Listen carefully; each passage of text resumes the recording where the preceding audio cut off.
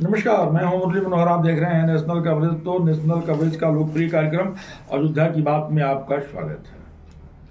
दिन था मकर संक्रांति का, यानी 15 जनवरी 2024। 9:15 पर कर्क रेखा मकर रेखा में प्रवेश कर गया, और जब कर्क रेखा मकर रेखा को क्रॉस करता है तो मकर संक्रांति। 9:15 पर मकर संक्रांति लग गई। ठीक 11 बजे उत्तर प्रदेश की राजनीति में एक सियासत भूचाल आया। मौका था बसपा सुप्रीमो मायावती के जन्मदिन का। लगभग 11:30 बजे बहन जी ने एक प्रेस कॉन्फ्रेंस आहूत किया।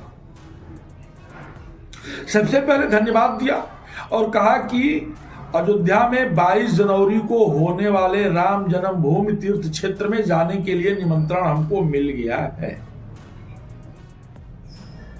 लेकिन उसके तुरंत बाद बहन जी ने कहा कि हम इंडिया या इंडिया गठबंधन में शामिल नहीं होंगे, हम एकल चलेंगे। और जो बहन जी ने ये कहा, धुंध एकदम छट गया, साफ हो गया, प्रकाश हो गया, स्पष्ट हो गया। जो कयास लगाया जा रहा था लगातार कि उत्तर प्रदेश में सपा और बसपा दोनों एक दूसरे के धुर विरोधी हैं, लेकिन इंडिया गठबंधन में शामिल होंगे। कांग्रेस के राष्ट्रीय महासचिव और उत्तर प्रदेश के प्रभारी पांडे जी और अजय राय ने इसकी संभावना भी जता दिया था। थोड़ी सी चिंता समाजवादी पार्टी के प्रमुख अखिलेश यादव को बढ़ गया कि अगर इंडिया गठबंधन में बसपा शामिल हो जाता है तो सीट शेयरिंग को लेकर के जो मेरा दबाव है वो कम हो जाएगा। लेकिन जैसे संक्रांति लगी, कुछ ही घंटे बाद एकदम प्रकाश हो गया, स्पष्ट हो गया कि बसपा जो है इंडिया गठबंधन में शामिल नहीं होगी और वह अकेले चुनाव लड़ेगी। तर्क भी उन्होंने दिया कि हमने सपा के साथ गठबंधन किया तो सपा के मतदाता जो है हमको वोट नहीं किए और मेरा वोट ले ली। हम कांग्रेस के साथ जब गठबंधन किए तो कांग्रेस के भी गठबंधन से हमको कोई बहुत बड़ा लाभ नहीं मिला। तो उसने साफ मना कर दिया, कहा कि न तो हम सपा में जाएंगे, न तो मैं इंडिया में जाऊंगी, और न तो हम इंडिया में। यह समाजवादी पार्टी के लिए थोड़ा सा राहत भरा सांस रहा होगा। उनके मन में जो तनाव चल रहा था वो थोड़ा सा जरूर कम हुआ होगा गठबंधन को लेकर के।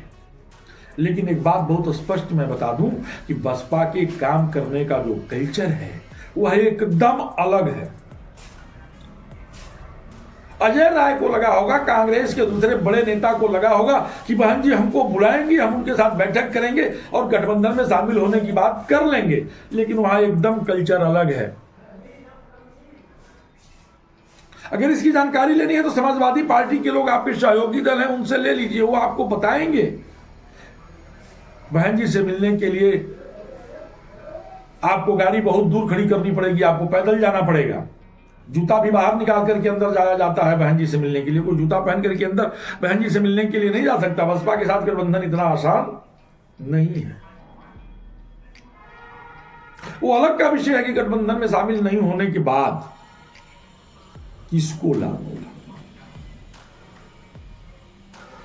नफा नुकसान की चर्चा तो हम बाद में करेंगे, लेकिन गठबंधन में शामिल होने का जो मनसा लोगों ने पाल रखा था वह धुंध छट गया। बसपा गठबंधन से बाहर हो गई। लाभ किसको मिलेगा वो तो 90 दिन के बाद पता चल जाएगा। हमको नहीं लगता कि 15 अप्रैल के बाद चुनाव का डेट बढ़ेगा। 15 अप्रैल पहले जो है चरण का चुनाव निश्चित तौर पे हो जाएगा और मई के पहले सप्ताह में आते आते रिजल्ट भी आ जाएगा। तो अब से 90 दिन के बाद जो है रिजल्ट आएगा कि बसपा के गठबंधन में नहीं शामिल होने से किसको नफा नुकसान हुआ है। बहन जी ने भी ऐलान कर दिया कि हमें गठबंधन से परहेज नहीं है, लेकिन चुनाव के बाद शर्तों के साथ बहन जी समर्थन देंगी। अब उनकी शर्त क्या होगी? दलित समाज का उत्थान होगा या भारी भरकम मंत्रालय होगा, ये तो आने वाला समय बताएगा, या कि इसकी जरूरत पड़ेगी ही नहीं, या तो मई के महीने के प्रथम सप्ताह में पता चलेगा। जहां भारतीय जनता पार्टी 400 प्लस की बात कर रही है, वहीं इंडिया गठबंधन जो है अभी सीट शेयरिंग को लेकर के आम सहमति नहीं बना रहा है। दो फाड़ दिखाई देने लगा है इंडिया गठबंधन में, और गठबंधन में नहीं, तमाम राजनीतिक दलों में भी दो फाड़ दिखाई देने लगा है। आधा धड़ चाहता है कि हम अयोध्या 22 तारीख को रामलला के प्राण प्रतिष्ठान का जो है गवाह बनूं, और आधे लोग उससे दूरी बना रहे हैं। अब बसपा के सामने बड़ी समस्या होगी, कांग्रेस के सामने बड़ी समस्या होगी।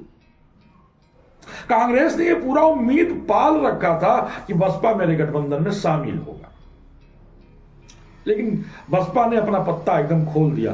देर शाम बहन जी ने भी कह दिया कि हम अयोध्या भी नहीं जाएंगे। तो कांग्रेस की दशा तो यह हो गई कि न राम मिले न बसपा। कांग्रेस ने अयोध्या भी जाने से मना कर दिया, सत्सम्मान जो है इनका आमंत्रण पत्र वापस कर दिया, और बसपा ने भी इनके साथ गठबंधन करने से साफ मना कर दिया।